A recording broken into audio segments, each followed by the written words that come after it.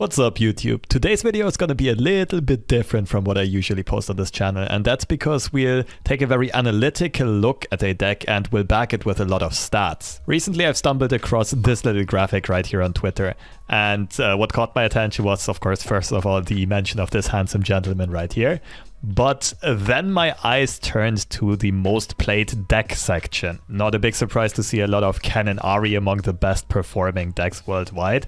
But what did come as a surprise to me was to see 3 no champions failure PNZ among the top 10 best performing players and therefore also decks worldwide. The no champions failure PNZ list, of course, is Iceborn Poros, a deck that's been infamous upon release. People called it broken immediately, but then realized that it is not quite that consistent and can be countered, and then the win rate and play rate drop significantly. I can back this up with some stats and graphics. As you can see right here, a couple of days after the patch, Poros had a 15% play rate among Diamond and Masters players, which was absolutely unheard of for Legends of Runeterra, and it was rocking a formidable win rate at around 54%.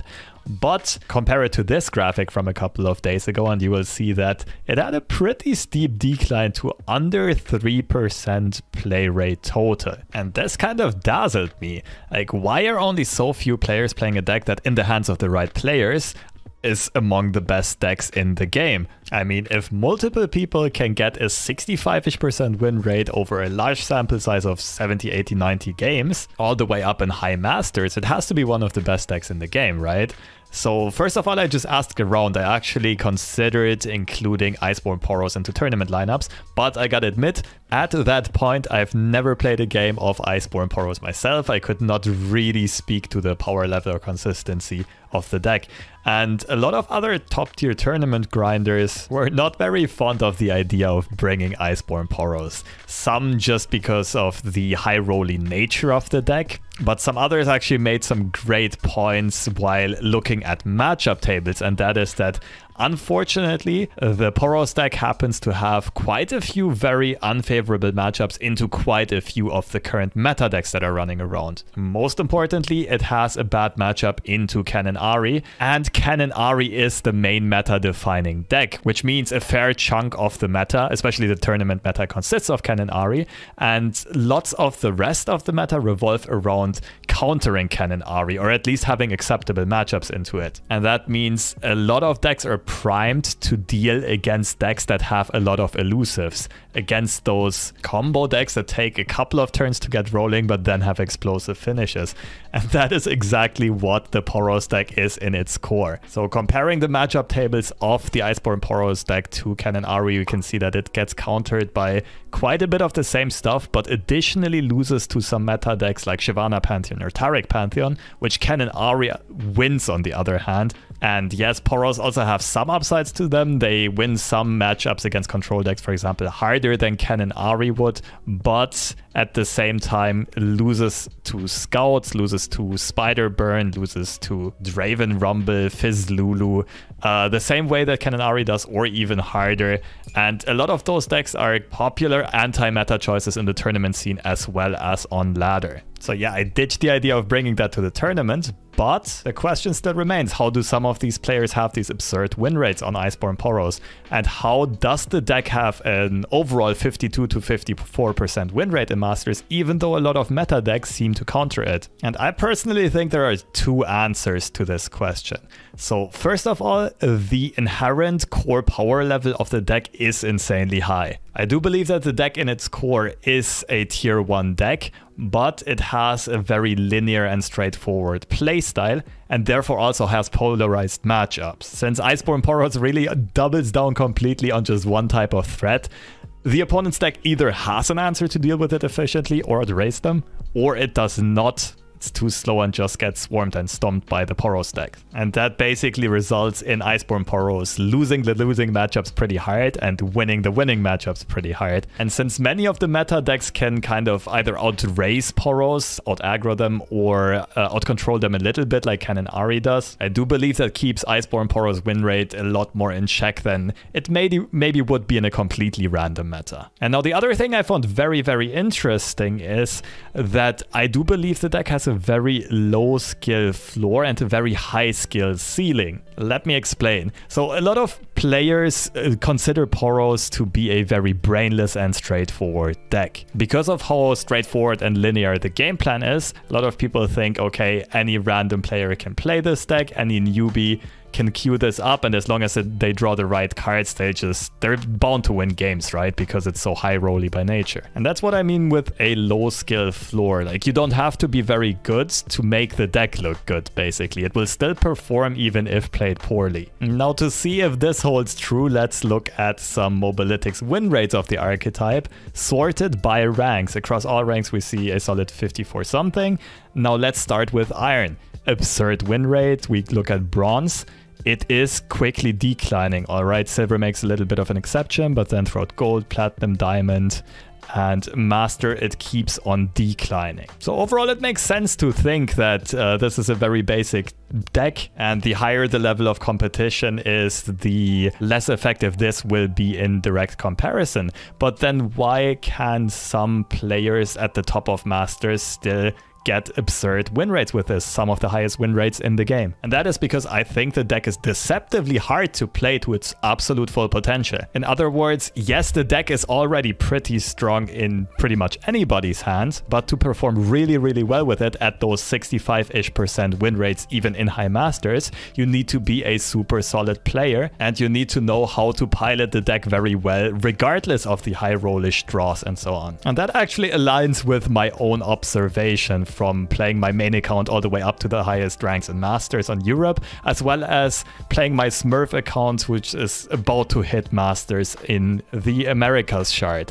I noticed how huge of a difference it would make if I would play against a player in high Masters who would be very protective of their Poros and really play it like a true combo deck. And on the other hand, you have a lot of players in Platinum and Diamond who kind of just play this like an aggro deck, just slam Poros onto the board on curve and then lose them to stuff like Vile Feast, Sharp Sides, AoE removal, and then they just run out of steam very frequently. So I kind of tested my own theory and tried to climb through Diamond with the Iceborn Poro deck. The idea basically is, if it really is a very brainless deck to play, it shouldn't matter who plays it, right? I should not really get above 60-ish% win rates maybe. But the results were quite different. I did end up speedrunning quite a bit through Diamond.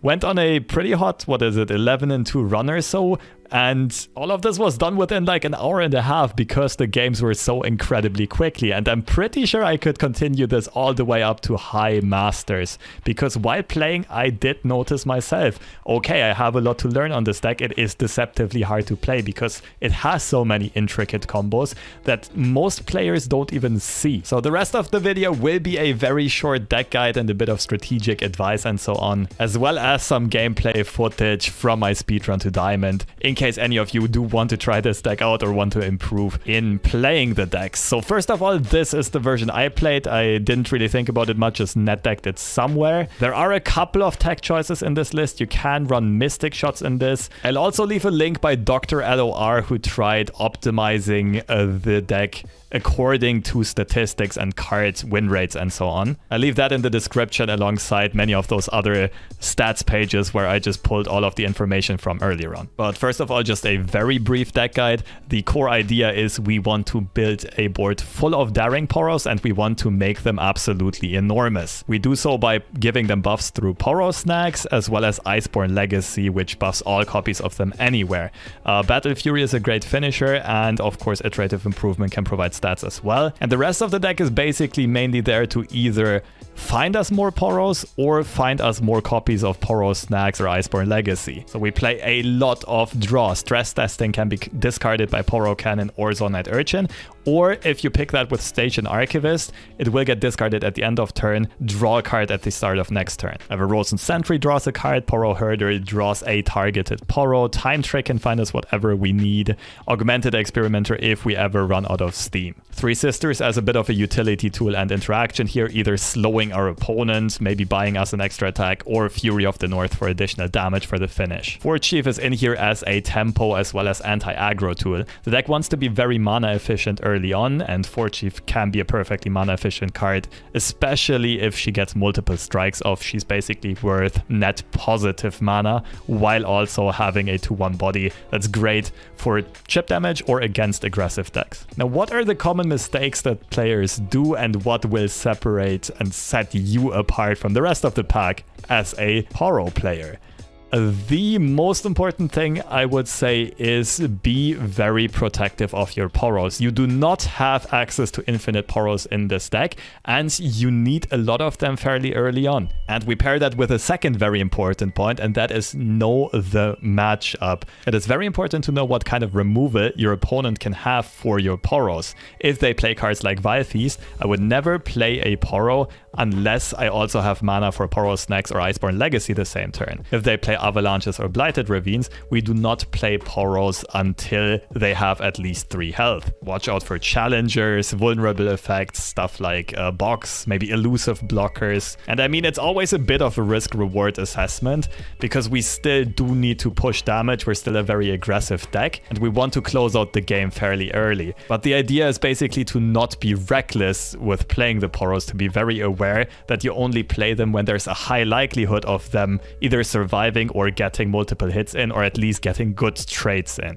The next key takeaway for me at least was be very efficient in the early game. The first 3 or 4 turns are usually not that much about pure aggression. It's more about setting up that power spike in the mid game. So either finding a lot of copies of Poro Snacks, Legacy, and Poros themselves, or also banking enough spell mana to make use of them, and to make use of them effectively. So whenever we set up the attack, we want to push a significant amount of damage. What does that mean for us?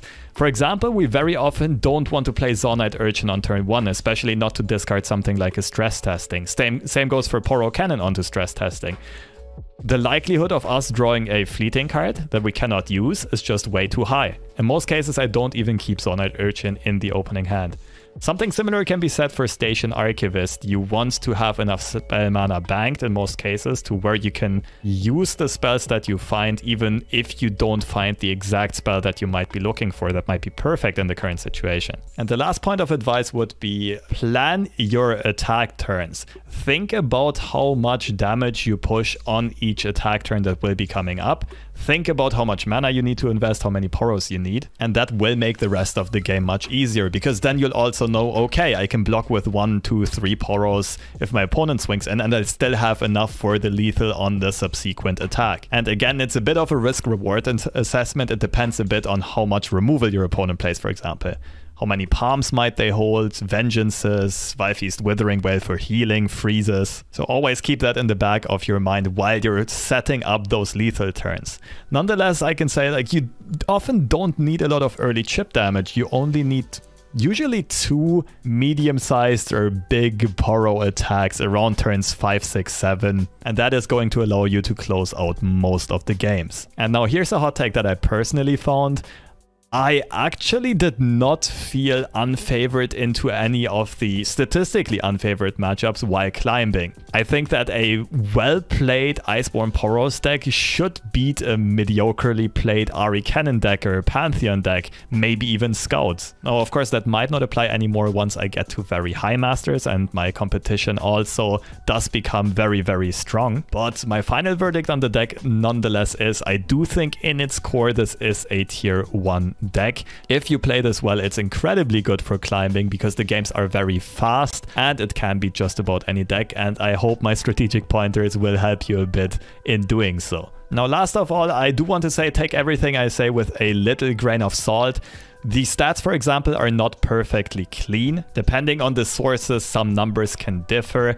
And for example, also on the first graphic I showed you with the best performing players of the week, the Iceborn Poros deck might have been the most played deck of these players. But that is not to say that they didn't maybe also play 20 games of Ahri, Kennen or Darkness and boosted their win rate that way. And before we jump into the gameplay examples, I just want to give quick shout outs to the data guys in the Legends of Runeterra scene, namely Balco as well as Dr. LOR. I leave their work, so all of the stats we saw, as well as their Twitter profiles in the comments. They post a lot of interesting stuff, and I would definitely recommend you to follow them if you care about these kinds of stats. But without further ado, here are some examples of my speedrun to Diamond 2 and a couple of things I learned along the way. Is it the mustache? Who knows?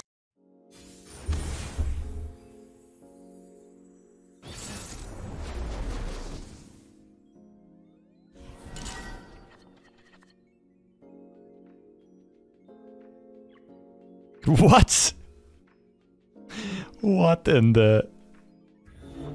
I need a bit more value. So I'm kicking the one Poro.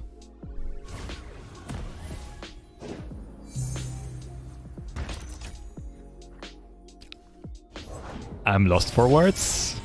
I don't know what's going on here. Take the free mana though. Remember, we're the ones who make progress happen. Which lurk cards does Shurima even have? I mean, a couple of the lurkers. What, like there's a caller and so on? Watch your backs. But definitely not enough to justify this abomination of a deck.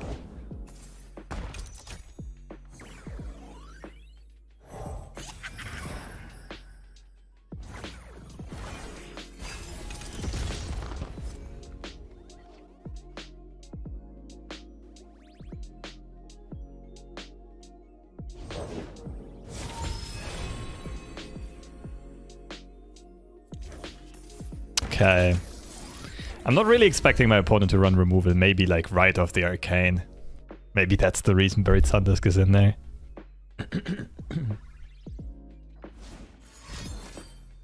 Ooh. Not bad. Okay. Okay. So it's probably just like half of the cards in the deck are lurked. And a lot of predicts, I suppose.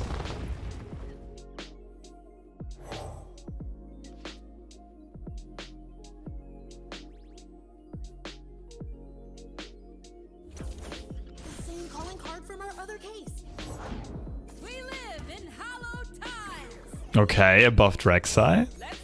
Interesting. I mean, I really need to find freaking oh wow. I really need to find Poros. Since I was a bit too loose with the first one, I suppose.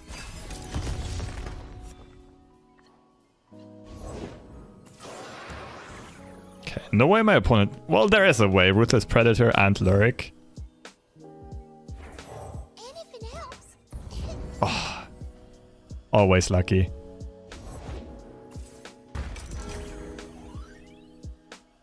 What in the hell am I playing against and why is it working? Don't Lyric.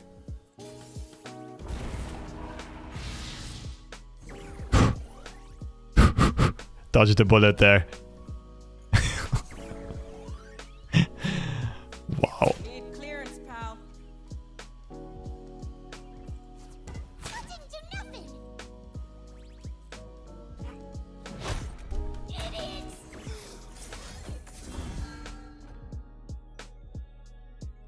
Wow, I can't believe I almost just lost to this. I mean, mad props to Mr. and Mrs. Fire though. Follow along, little ones. For spicing it up like crazy. The Emperor commands, the land obeys. What have I told you? Stay out of there. Okay, Quicksand saves them. Should be it though. What have I told you? Stay out of No Bones Cure in this region combo. Exhaust isn't enough. GG's though, I respect it.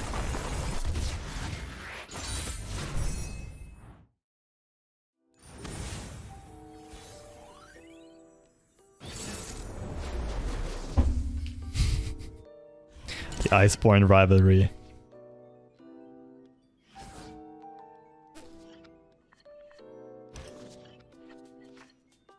Fort Chief is great. Let's get to work. Watch your backs. Keep it up.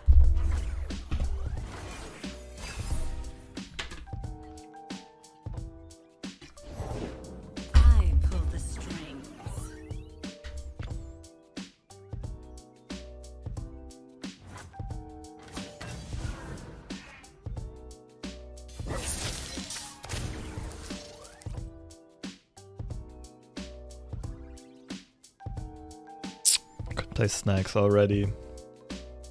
Time trick. How goes time trick? I think I like playing snacks because it immediately makes sure that my Poros are out of 5 East range.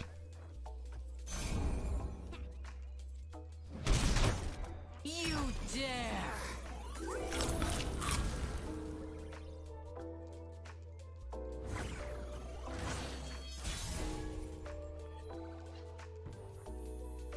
Poro Kennen is good.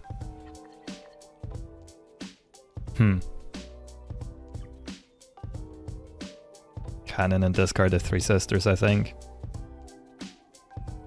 Stress testing for more value. If we play stress test, if we pick stress testing, we're fairly likely to draw. Actually, we don't need to draw Poros yet, right? I think, like, if these are 4 out of the 5 top cards in our deck, it's good to pick stress testing and draw through them quickly. Because all of them are super useful. I definitely don't want a time trick in the near future. Just as I suspected.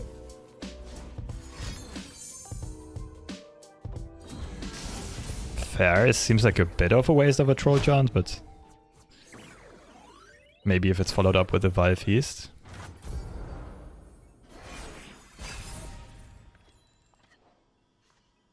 Okay, so the next draw is pretty likely to be Poro Kennen. Sounds of prey excite them.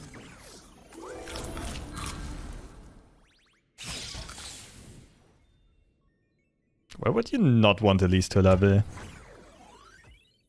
I mean, if you swing, you full swing. I don't mind attacking, but then definitely everything attacks. Alright, let's hope for the Poro Kennen top deck and not a unit. My true beauty is beneath the skin. Nice.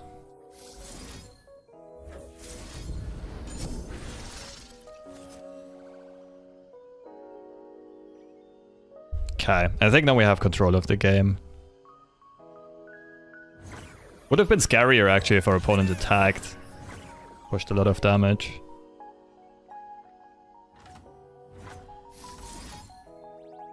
Did I play the box?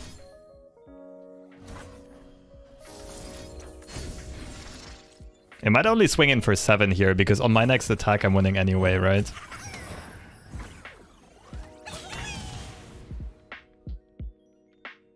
I think they might play the box. No reason to overcommit.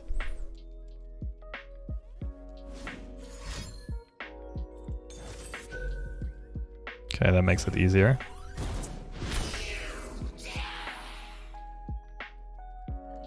It's very important that my Poros already outgrew them. If they have Iceborn, I have Iceborn, my stuff doesn't die again.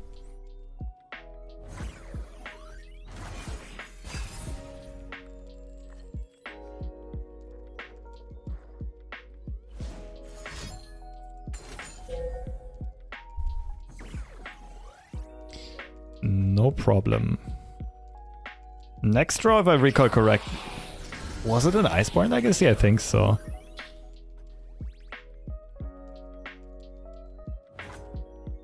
So I don't really want a time trick.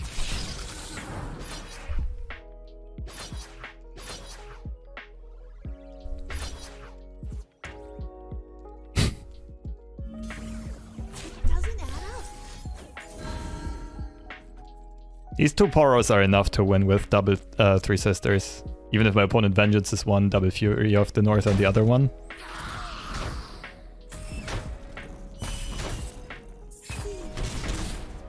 Ooh, actually that doesn't work. Gotta commit lethal first, right? Declare lethal first, rather. Puny spiders.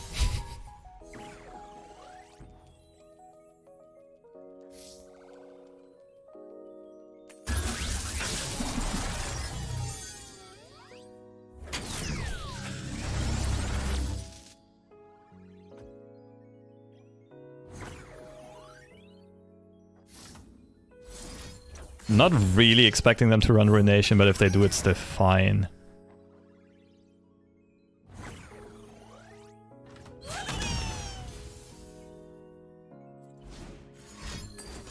Alright, it should be GG. Unless random flash freeze. Nice, we're on a roll. And actually speed climbing, like the games are super fast.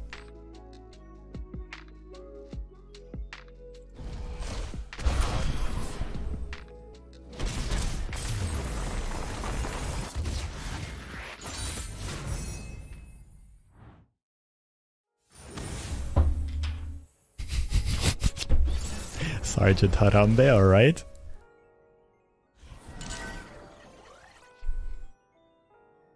Interesting hand. I don't mind full keeping this. Urchin could cycle the fleeting card. Could also just look for a better play.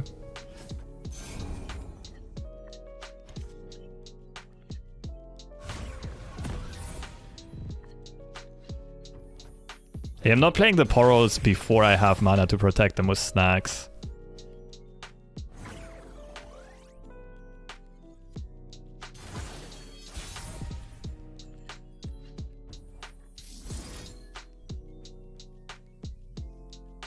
Can't allow them to fall prey to a Valfeast.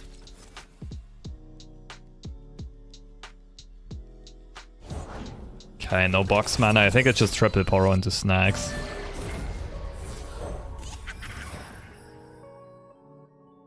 Next turn Sentry.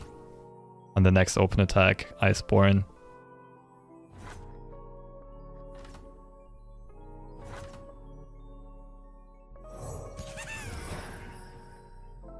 It's also just most effective at playing around the box to summon them all right now.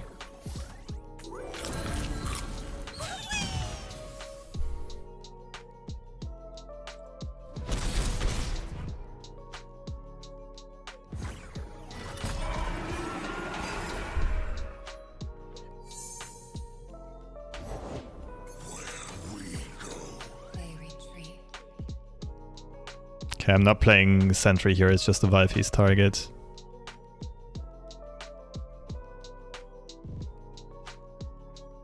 And again, if it's a Glimpse...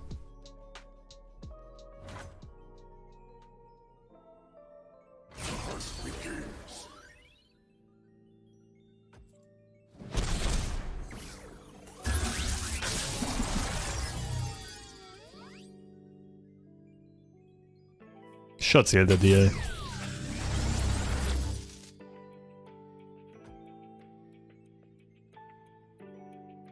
My opponent's outs are like Glimpse and then on the open attack, Palm, Will, Vengeance.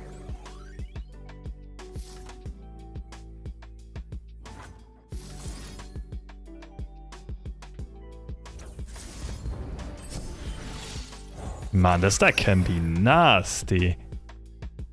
And it's fairly consistent at high rolling because of the effective drawing, tutoring with Time Trick and Archivist. It's crazy. This as a plan B.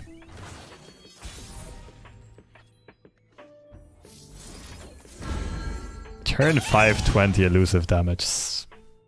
Holy smokes.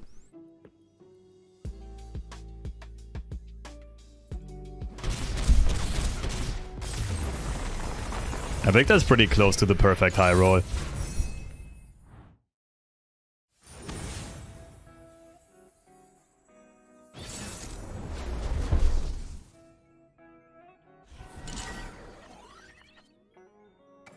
Seems to be a popular deck right now, crazy.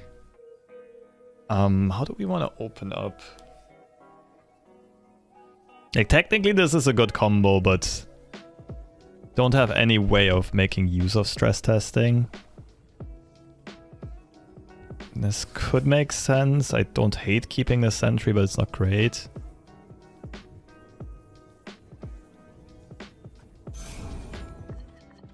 I think we have too many better draws to keep those.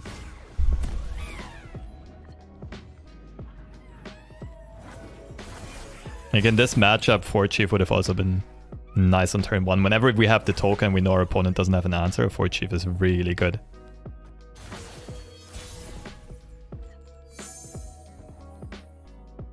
Archivist look for snacks as a play, but I think I like just starting the Poro army. mean, I technically have 3 Poros in hand. Overpriced Poros, but...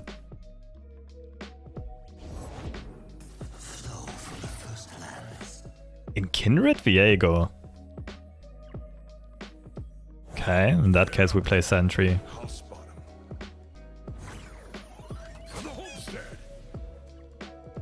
I won't pre-commit snacks. Let's see if we maybe bait a Vial Feast out here. Perfect. Okay, definitely a threat of a second Vial Feast. Would be really bad for us because then we also lose the copy target, but we'll eventually find Poros. And double Vial Feast is a very unlikely opening hand.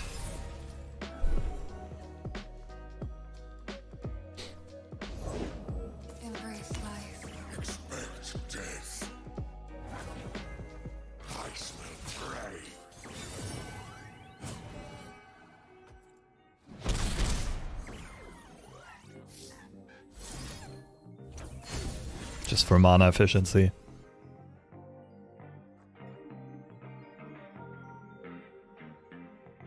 Glimpse. Sure works. Goodbye, dear friend.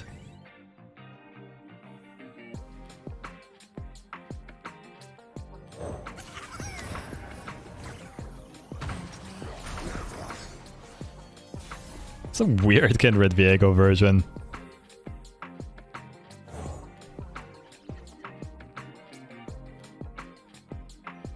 Okay, that's a great find though. It's more exciting than an unsolved mystery.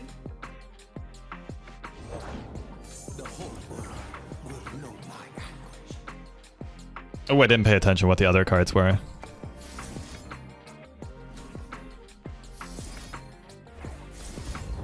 Nice.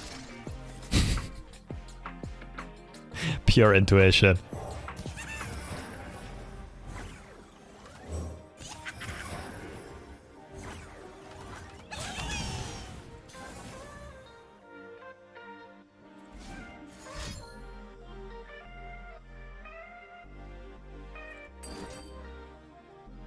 Sure, that hits the Everrosen Sentry then.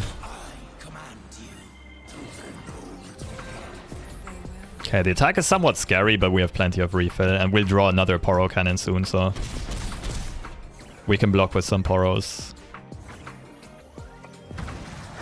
The signal fires.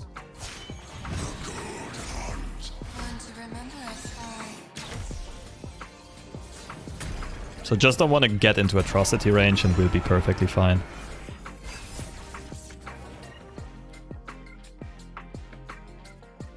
I don't even care about Viego leveling at this point.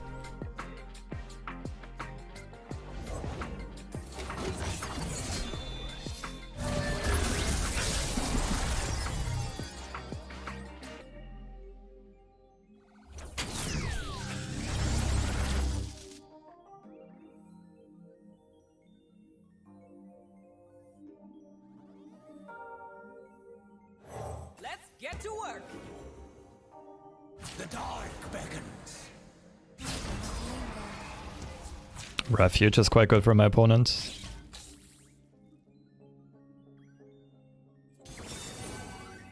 Doesn't add up. We're working here.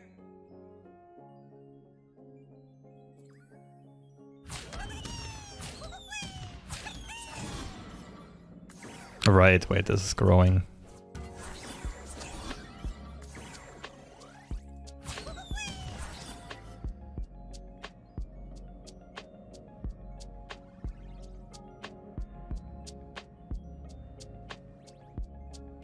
Technically safe.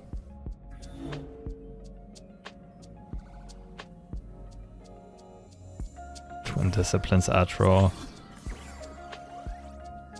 I could also just throw one more Poro away. It's worse against Refuge though.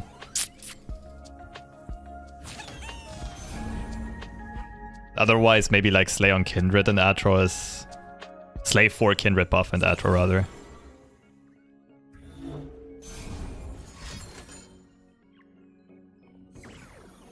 And it does look like an Atro setup.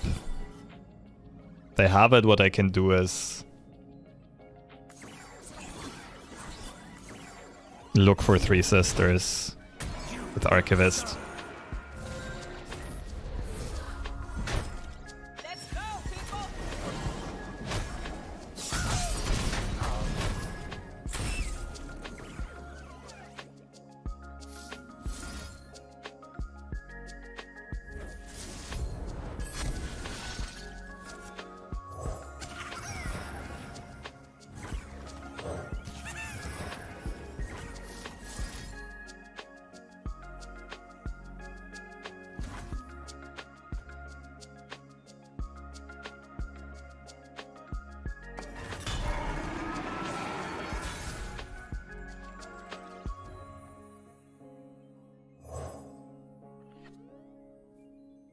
I'll Hollywood rope here for a second, acting as if I wouldn't know what to pick.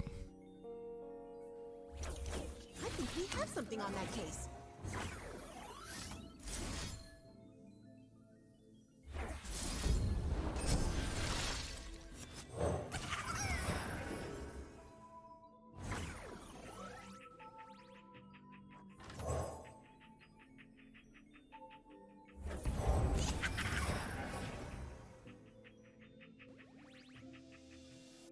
This type of deck should definitely not play Runation if they play the early game stuff.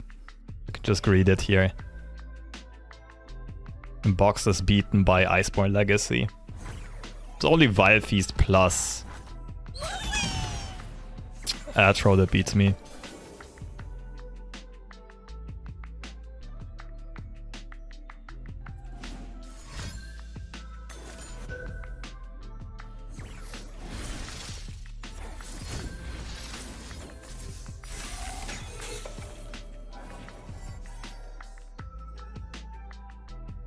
Who needs Legacy in a Poro deck? Come on. GG.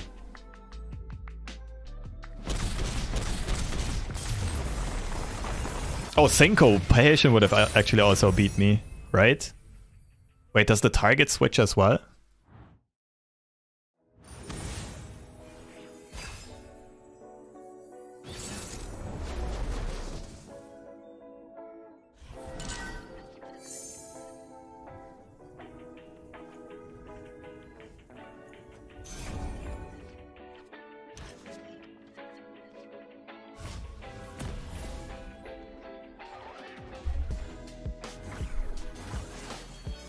Don't want to risk losing this to a pokey stick. Now, where did that one run off to? If it's made of sand, I can light it.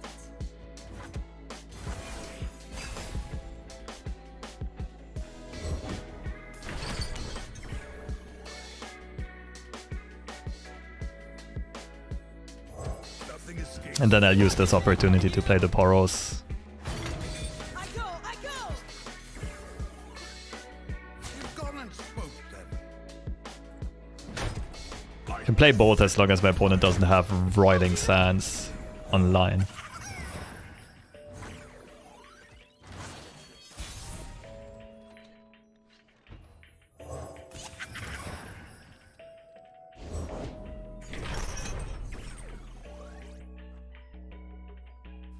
Can't really play Sentry as long as my opponent still has Pokey Stick mana. Yeah, let's just send it in. I can take 6, that's fine.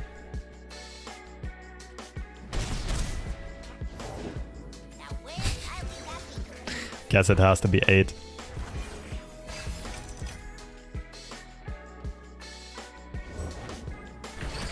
Okay, I guess it has to be 9. These old eyes still see far and clear.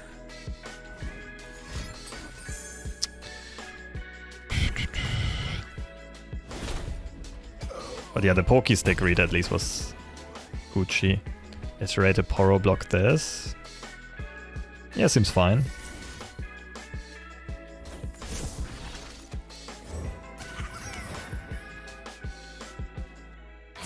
Wearing my goggles.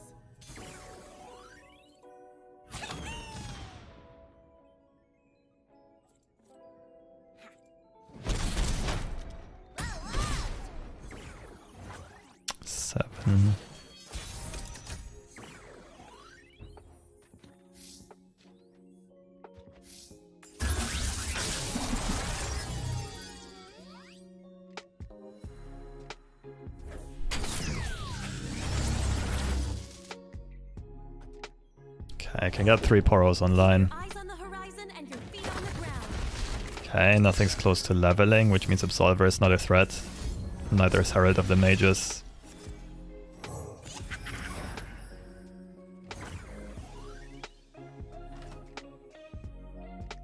Could look for snacks.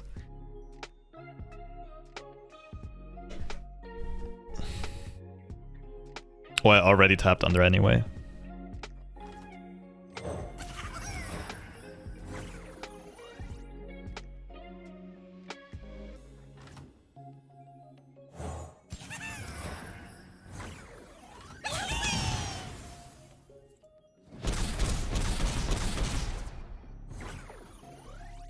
Alright, now it gets interesting. As long as our opponent doesn't have Overwhelm, Ziggs isn't leveled neither. You can block off with a lot here. Taliyah, watch out! Oh my goodness, Samir!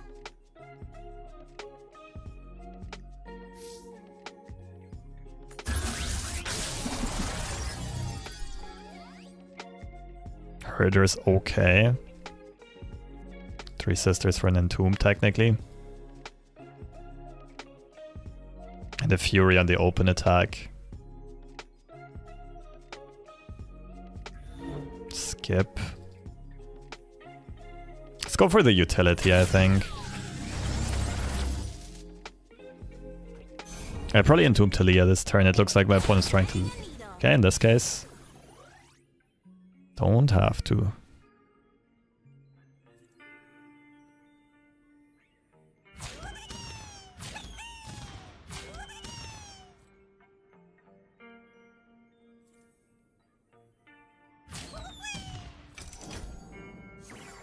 Feel like I should be very healthy at 6.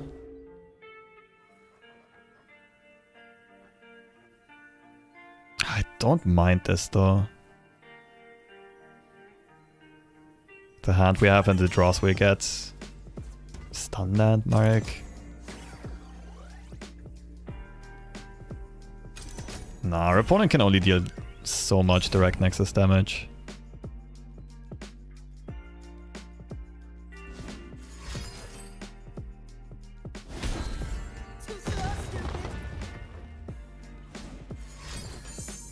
Nice try, that's what we picked 3 Sisters for. Also kind of tells us our opponent probably doesn't have Ziggs or any other direct nexus damage. If they went all in with the Absolver. Yep. GG's.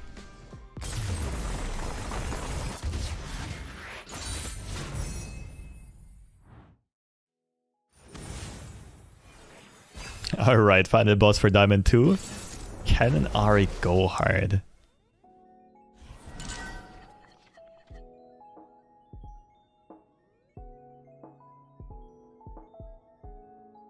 Okay, we don't want to play Poros until we have snacks or Iceborn Gauntlets. Rather look for 1-drops here.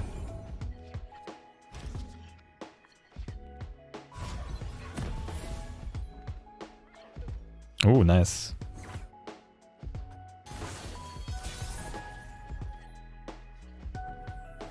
Remember, we're the ones who make progress happen.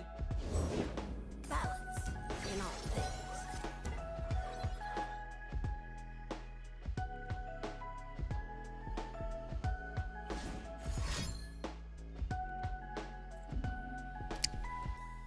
Almost has to be go hard.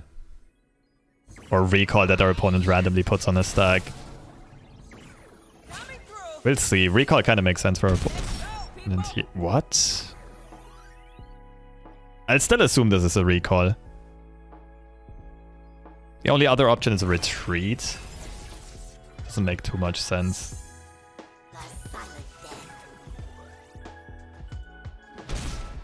Snacks. Perfect. So Sisters, iterate, snacks, stress testing. Sisters, iterate, snacks, stress testing. Apart from our other case. Just to kind of know the order of our draws.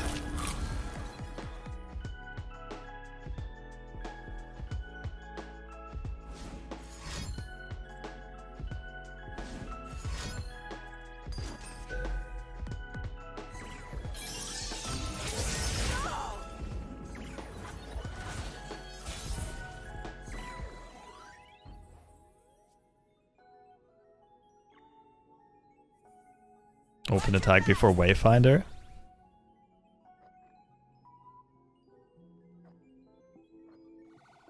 Next draw is fairly likely to be snacks. Fast enough?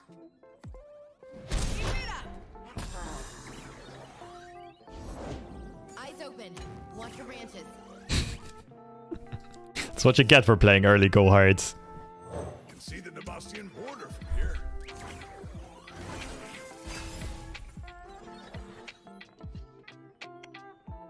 Iterate Archivist, play another snacks. Possess the secrets of King Ku.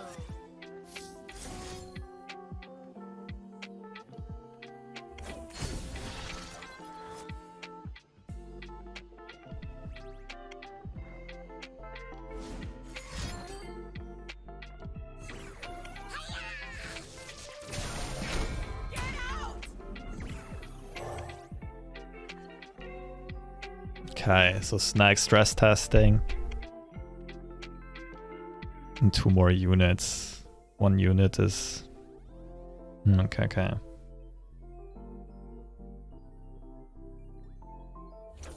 I think we have something on that case.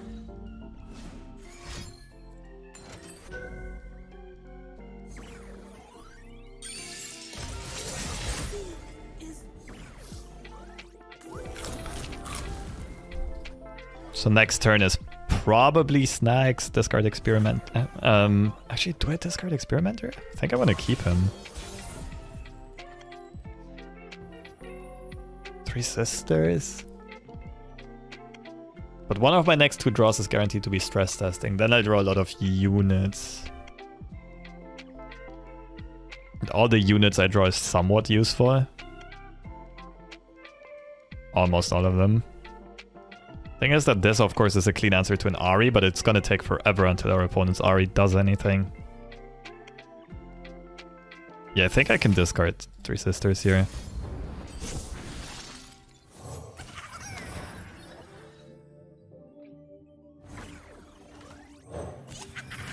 You could discard both. No, I don't like both. Still need this to discard the stress testing that I draw. Kinda want this to die for the draw. I'll take care of this.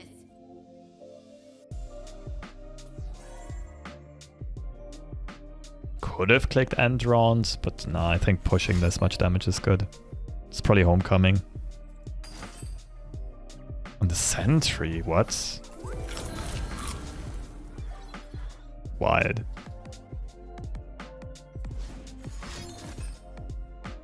It's also a very low value palm, but I mean, we're happy about it.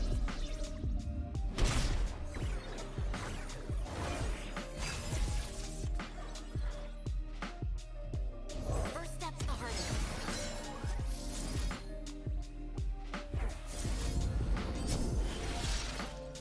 These old eyes still see far and clear.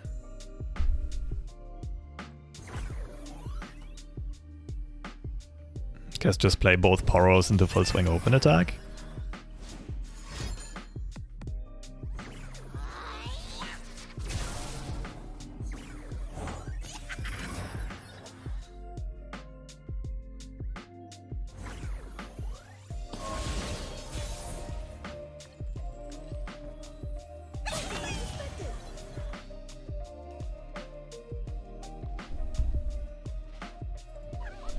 GG.